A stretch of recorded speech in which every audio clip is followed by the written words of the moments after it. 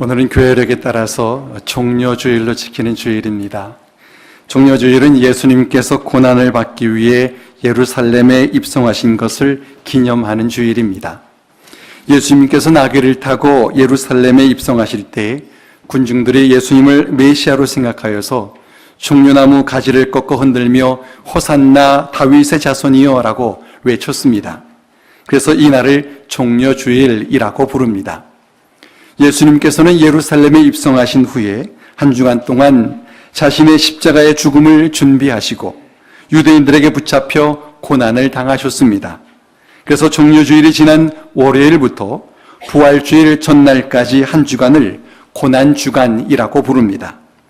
교회는 전통적으로 고난주간을 예수님의 고난을 묵상하며 기도에 힘쓰며 지냅니다.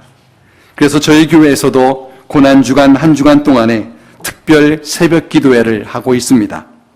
내일부터 시작되는 한 주간 동안의 고난주간 특별 새벽 기도회에 여러분 모두 참석하셔서 한 주간을 예수님의 고난을 묵상하고 기도에 힘쓰며 보내시게 되기를 간절히 바랍니다. 오늘이 종려주일이지만 종려주일에 대한 설교보다는 제가 지난 한 달 동안 받은 은혜를 나누는 설교를 하려고 합니다. 여러분의 염려와 기도 가운데 제가 지난 한 달 동안 한국에 잘 다녀왔습니다. 지난 한 달 동안 저와 제 아내가 함께 힘든 시간을 보냈지만 그런 중에도 하나님의 도우심과 사랑을 확실하게 경험하는 그런 시간이었습니다. 제 아내가 지난 2년 동안 표적 치료라고 하는 항암 치료를 받았습니다. 2016년 3월에 암 진단을 받을 때에 폐에서 시작된 암이 간과 척추로 전이된 상태였기 때문에 수술이나 키모 치료보다는 암만 공격하는 치료가 적합하다 하여서 매일 항암제를 먹는 표적 치료를 받아왔습니다. 그러나 8개월 만에 약에 대한 내성이 생겼고 다른 약으로 바꾸었는데도 또다시 1년 만에 내성이 생겨서 의사는 어쩔 수 없이 키모 치료를 해야겠다고 얘기를 했습니다.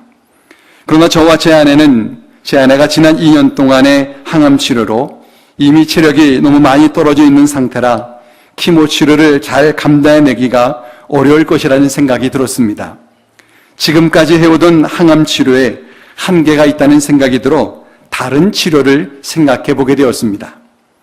그러던 중에 한국에서 민간요법으로 치료하시는 분의 이야기를 듣게 되었습니다. 사실 제 아내는 처음부터 민간요법 치료를 받고 싶어 했지만 형편이 여의치가 않았습니다.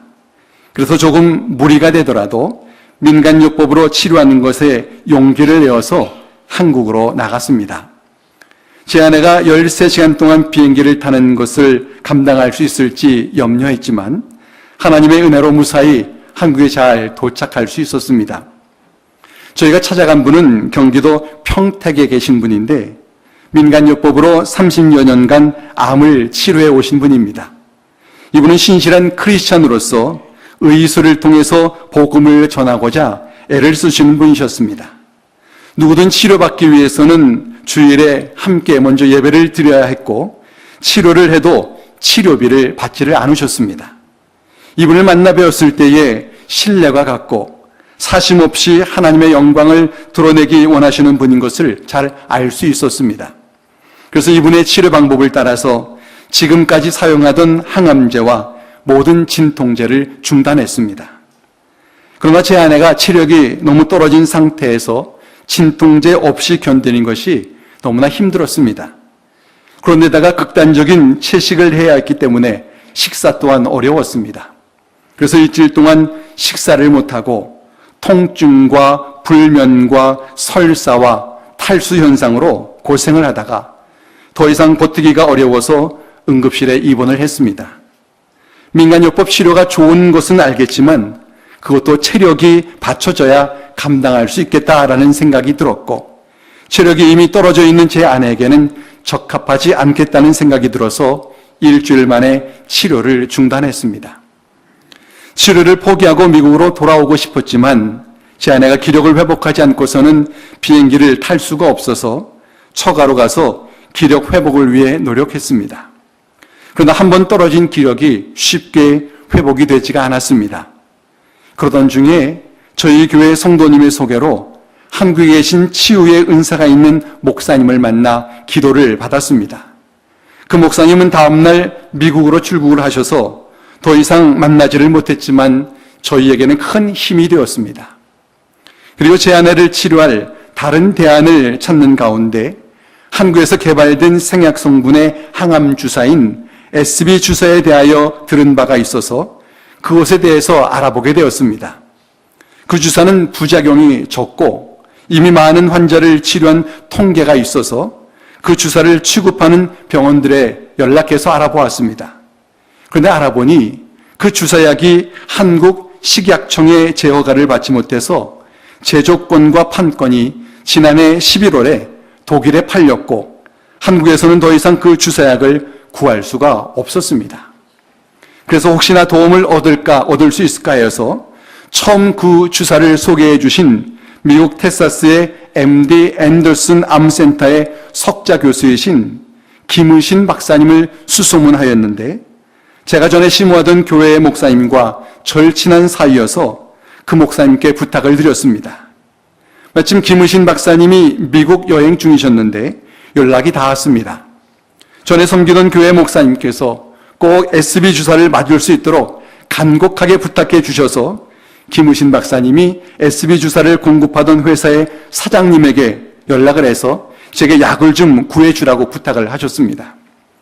회사의 사장님이 한국에서는 더 이상 SB 주사약을 구할 수 없다고 하자 김의신 박사님께서 내가 부탁하는데도 못 들어주냐라고 호통을 치시면서 어떻게든 해보라고 하셨답니다.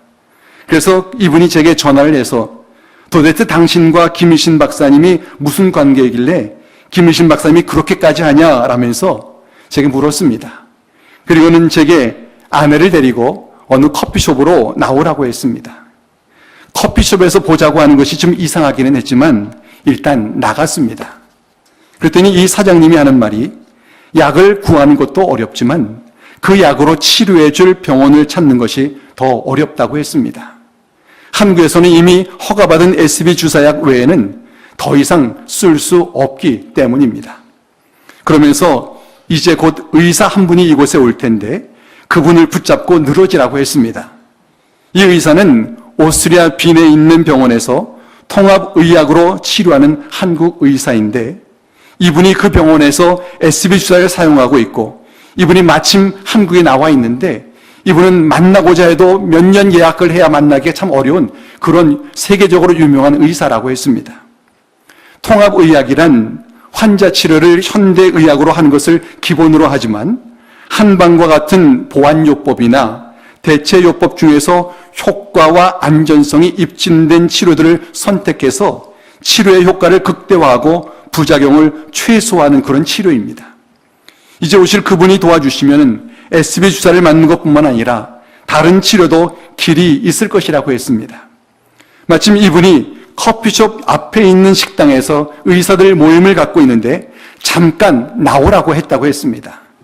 그리고는 이분도 김의신 박사의 부탁이라면 거절할 수 없을 것이라며 김의신 박사님께 전화를 해서 이분께 부탁을 드려주기를 또 부탁했습니다. 이분이 김의신 박사의 전화를 받고 와서 커피숍에서 제 아내를 진찰하고는 제 아내가 지금 기력이 너무 떨어져서 백약이 무효한 상태라고 하면서 지금 상태에서는 SB 주사도 소용이 없을 것이고 키모 치료는 더더욱 위험하다고 했습니다.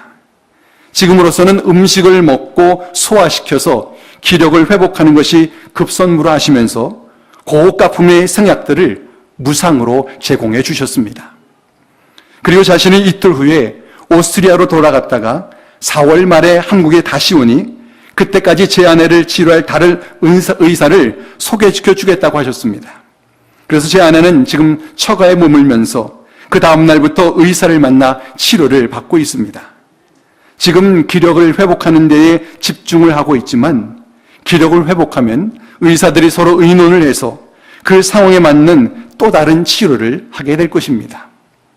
저는 이 모든 것이 하나님의 섭리와 은혜이고 이와 같은 과정을 통해서 하나님께서 역사하셨다라고 믿습니다. 사실 저희가 민간요법 이야기를 듣지 않았더라면 한국에 나갈 생각을 하지를 못했을 것입니다. 또 민간요법을 일주일 만에 포기하지 않았더라면 이 의사들을 만날 수가 없었을 것입니다. 더욱이 감사한 것은 저희가 만난 모든 분들이 다 신실한 크리스찬들이었다라고 하는 것입니다. 민간요법으로 치료하신 분이나 김의신 박사님이나 오스트리아에서 오신 박사님이나 한국에서 치료하시는 박사님들이 모두 치료할 때마다 간절히 기도하시면서 하나님의 말씀으로 용기를 주시는 분들이었습니다. 저는 이것을 하나님만이 오직 치료자이시고 하나님께서 고치신다라는 메시지로 받아들였습니다. 제가 이 모든 것이 하나님의 섭리요 은혜라고 확신하는 이유 중에 다른 하나는 이 의사들을 만난 때가 바로 저희 교회 성도들이 릴레이 기도를 시작했다라고 하는 연락을 받은 때입니다. 물론 하나님께서 그 전에도 역사하셨지만 성도들이 기도할 때 증거를 보여주셨습니다. 제가 여러분께 제 아내의 상황을 이렇게 자세하게 말씀드리는 이유도 여러분께서 제 아내를 위해서 기도해 주셨기 때문입니다. 먼저는 우리의 기도를 들으시는 하나님께 감사를 드리고 또 기도해 주신 여러분들 모두에게 감사를 드립니다. 제 아내가 비록 아직은 힘들지만 우리의 기도 가운데 하나님의 능력과 역사하심으로 기력을 회복하여서 미국에 돌아오고 점점 더 회복될 줄로 믿습니다. 의사들이 하는 말이 암이 전이된 상태에서는 암을 없애는 것이 불가능하다고 합니다. 그러나 암 자체는 사람을 죽이지를 못하고 암을 치료하는 과정에서 못 먹어서 죽는다고 했습니다. 그래서 암 환자라 할지라도 잘 먹을 수만 있다면 암과 더불어 오래 살 수 있다고 했습니다. 이제는 저와 제 아내가 암을 없애려 하기보다는 암까지도 하나님께 감사하려 합니다. 영적으로 본다면은 건강을 잃은 것이 불행이 아니라 건강 때문에 감사를 잃은 것이 불행입니다. 비록 암에 걸려도 감사하면 하나님의 능력을 얼마든지 경험할 수 있습니다. 이처럼 제가 한국에 있는 한 달 동안 느낀 것은 하나님의 은혜가 참 감사하다 하는 것이었습니다. 감사하게도 기도할 때마다 여호와께 감사하라. 그는 선하시고 그 인자하심이 영원함이로다 라는 말씀이 떠오르곤 했습니다. 제 아내가 아프고 힘든 시간에도 하나님 왜 이렇게 하시는 것입니까? 라고 하는 말은 나오지 않고 오직 하나님의 말씀 여호와께 감사하라. 그는 선하시고 그 인자하심이 영원하다라는 말씀만 생각이 나게 하신 것이 너무나 감사했습니다. 시편 136편은 매 절마다 그 인자하심이 영원함이로다. 하나님의 인자하심에 대해서 감사하는 말을 하고 있습니다. 아주 후렴구가 독특한 시편입니다. 신학자들은 이 시편이 이스라엘 회중이 예배 드릴 때에 사용하도록 만들어진 시라고 했습니다. 제사장이나 독창자가 하나님께 감사할 이유를 선포하면 회중이 그 인자하심이 영원함이로다라고 화답하는 식으로 찬송했을 것이라는 겁니다. 에베소서에 보면은 시와 찬미와 신령한 노래들로 서로 화답하며 라는 말이 나오는데 화답하는 것이 구약시대 때부터 사용된 찬양의 방법 가운데 하나입니다. 이것이 1800년대 미국의 부흥운동이 일어났을 때에 부흥사들이 사용하던 방법이기도 합니다. 당시에는 예수 믿지 않던 많은 사람들이 교회로 몰려들었습니다. 저들에게 믿음을 갖게 하기 위해서 함께 찬송을 불러야 하는데 저들이 찬송을 전혀 모릅니다. 지금처럼 찬송가 책을 쉽게 구할 수 있는 것도 아니고 글도 모르고 악보도 보지 못하는 사람들이 많던 때입니다. 그래서 쓴 방법이 회중이 따라 부르기 쉬운 찬송을 만들어서 회중에게 먼저 후렴구를 가르쳐 주어서 후렴구를 반복하여 부르게 하는 것입니다. 예를 들면 이런 찬송입니다. 먼저 예수의 피밖에 없네 하는 후렴구를 회중에게 가르쳐서 반복하여 부르게 합니다. 그리고는 선창자가 나의 죄를 씻기는 하고 부르면 회중은 예수의 피밖에 없네 하고 부르는 겁니다. 이런 식으로 선창자가 다시 또 다시 정케하기도 하고 부르면 회중은 또 예수의 피밖에 없네 하고 부릅니다. 회중은 그저 예수의 피밖에 없네만 반복해서 부르면 됩니다. 이런 식으로 회중은 반복된 후렴구를 부르고 선창자가 바뀌는 가사를 부르는 것을 응답식 찬송이라고 합니다. 이렇게 하면 찬송도 쉽게 배우고 찬송을 통해서 복음을 가르치는 그런 효과가 있습니다. 시편 136편이 이와 같은 응답식 찬송의 대표적인 모델입니다. 이처럼 응답식 찬송은 후렴구의 반복을 통해서 중요한 것을 강조하는 그런 찬송입니다. 그래서 가장 중요한 내용이 반복되는 후렴구에 있습니다. 시편 136편에서 가장 강조하는 것은 하나님의 인자하심이 영원하다라고 하는 말입니다. 먼저 선창자가 하나님께 감사할 이유를 말하면 회중은 그 감사의 이유에 대하여 그 인자하심이 영원함이로다라는 화답을 통해서 그 하나님께 대한 감사를 고백하게 하는 것입니다. 그래서 시편 기자는 시편 136편을 통해서 이스라엘 백성들이 지금까지 살아온 길을 되돌아보게 합니다. 그리고 내린 결론이 하나님의 인자하심이 영원하다라고 하는 것입니다. 하나님이 아니었더라면 이스라엘 백성들이 지금 여기에 있을 수 없었을 것이라는 겁니다. 하나님께서 베푸신 인자하심을 생각할 때 저들이 감사하지 않을 수 없을 것을 말하고 있습니다. 이 시는 크게 세 부분으로 나눌 수 있습니다. 전반부인 1절부터 3절은 서론에 해당되는 부분인데 모든 것 위에 뛰어나신 하나님께 감사할 것을 선포하고 있습니다. 그리고 중반부인 4절부터 24절은 본문에 해당되는 부분인데 이 본문 부분을 다시 셋으로 나눌 수 있습니다.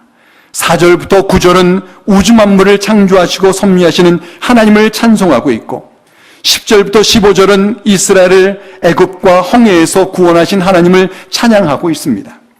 그리고 16절부터 24절은 출애굽한 이스라엘을 가나안 땅까지 인도하시고 그 땅을 저들에게 기업으로 주신 하나님을 찬양하고 있습니다.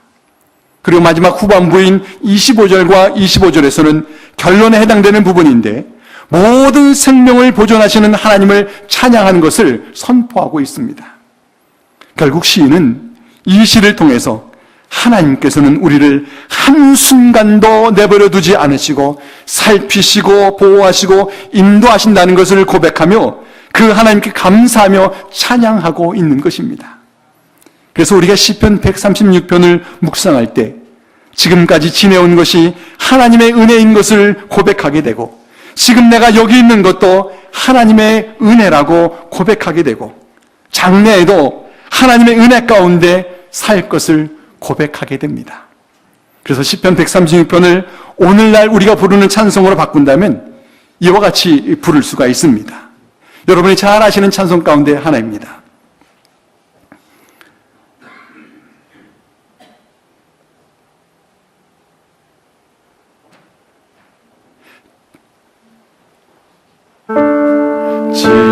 지금까지 지내온 것 주의 크신 은혜라 아니 없는 주의 사랑 어찌 말하랴 자나깨나 주의 손 항상 살펴주시고 모든 일을 주 안에서 영롱하게 하시.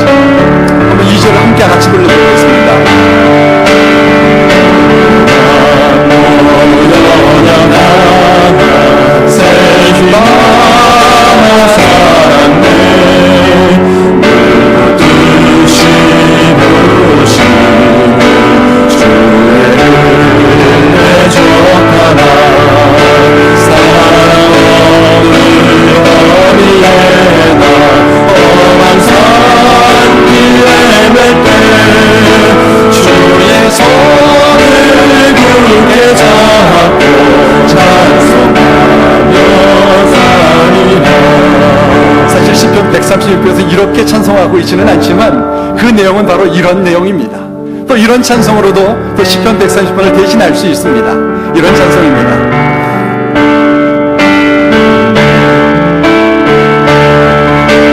지금까지 지내온 것은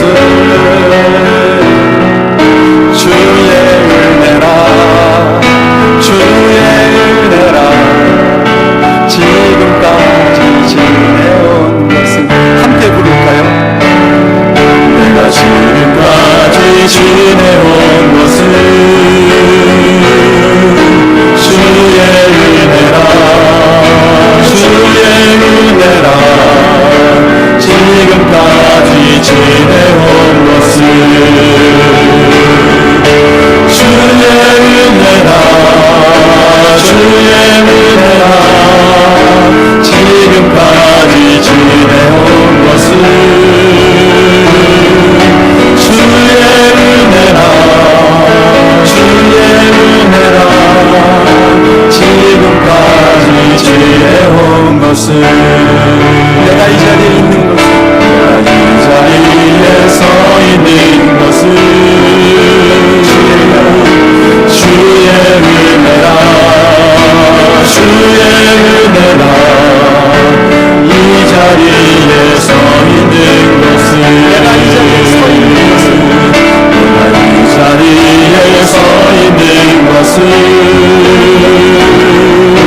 주의 은혜라 주의 은혜라 이 자리에 서 있는 것은 힘차게 찬송하기 원합니다.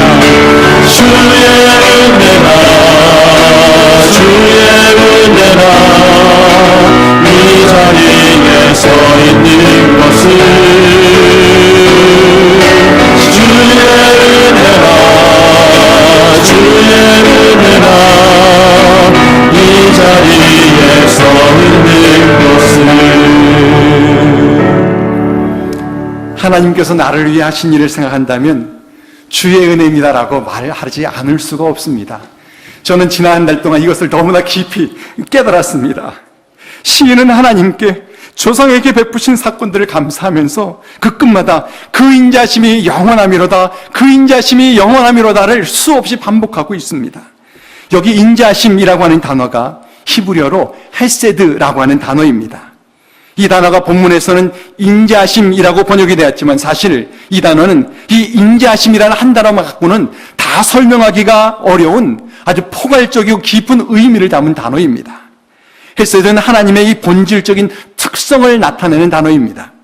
하나님께서 택하신 백성들과 맺으신 관계를 유지하는 것을 나타낼 때 주로 이 단어를 사용을 합니다.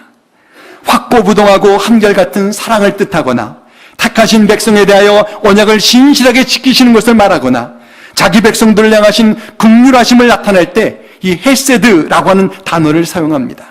그래서 이 단어가 성경에서는 아주 다양하게 번역이 되었습니다. 복이라는 단어로도 번역이 되고 긍휼이라는 단어로 번역이 되기도 하고 성실이라는 단어로도 문맥에 따라 번역이 되기도 합니다. 이 헤세드의 의미에 가장 가까운 말을 오늘 우리가 쓰고 있는 단어 하나를 선택한다면 저는 은혜라는 단어를 뽑고 싶습니다. 우리도 은혜라는 단어를 무척 포괄적으로 사용합니다. 좋아도 은혜스럽다, 감동이 돼도 은혜스럽다, 심지어는 적당하다라는 표현까지도 은혜스럽게라는 표현을 쓰기도 합니다. 시편의 기자가 하나님께서 이스라엘 백성들에게 베푸신 은혜를 생각할 때 헤세드라고 하는 것 속에는 많은 복합적인 은혜를 담고 있습니다. 하나님의 전능하심을 생각할 때 헤세드, 그 전능하심으로 이스라엘 백성들을 보호하신 것을 생각할 때 헤세드, 그 하나님께서 영원히 인도하실 것을 생각할 때 헤세드라고 표현하고 있는 것입니다. 그런데 참 신기하게도 성경에 기록된 하나님의 은혜를 고백하는 자들은 대부분이 다 고난 가운데 있는 자들이었다라고 하는 겁니다. 욥이 한참 고난을 당하고 있는 중에 욥기 23장 10절에서 이렇게 고백을 합니다.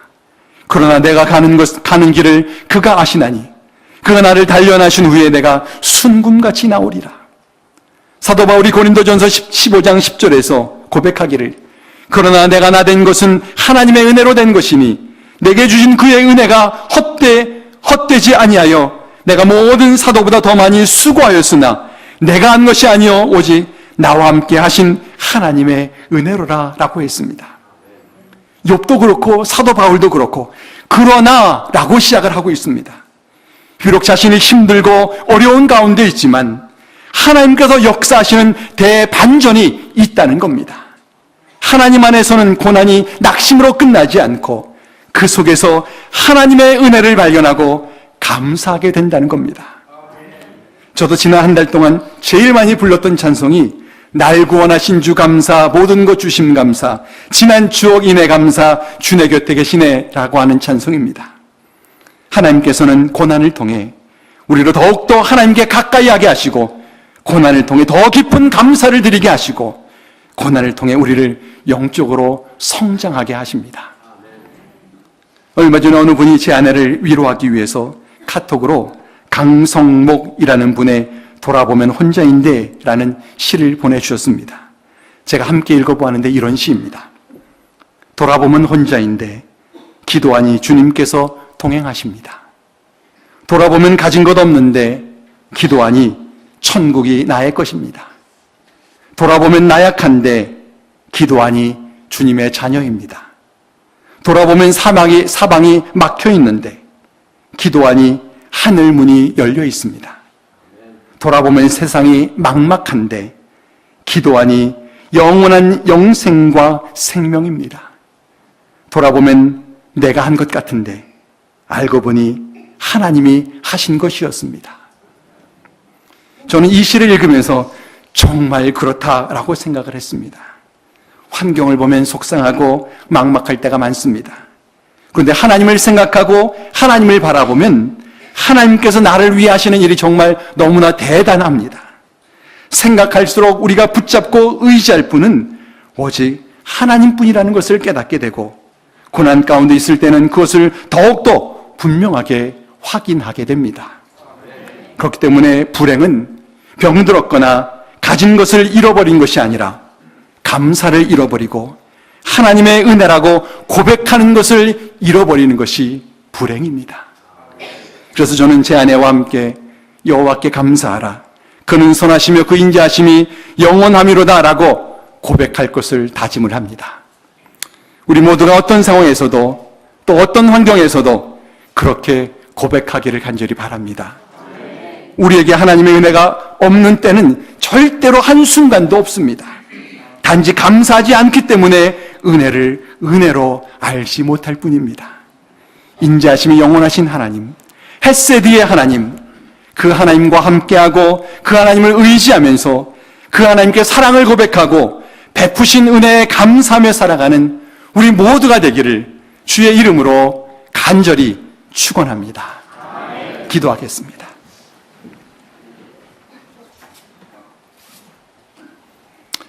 사랑이 많으신 하나님 아버지, 우리들을 창조하시고 또 우리들을 섭리하시고 살피시고 보호하시고 인도하시는 그 놀라운 은혜에 감사를 드립니다.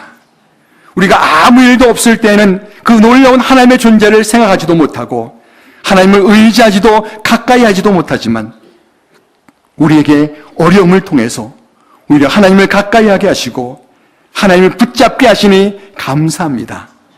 우리가 죄인 되었을 때에조차도 우리를 버리지 않으시고 사랑하시는 하나님의 그 고마우신 은혜를 기억하며 모든 것이 하나님의 은혜임을 고백하며 감사하는 삶을 살게 하옵소서. 우리가 불행한 것은 하나님의 은혜가 없어서가 아니라 하나님의 은혜를 은혜로 알지 못하고 감사하지 않기 때문인 것을 알고 범사에 감사하고 감사함이 넘치게 하는 우리 모두가 되게 하옵소서. 예수님의 이름으로 감사하며 기도하옵나이다. 아멘.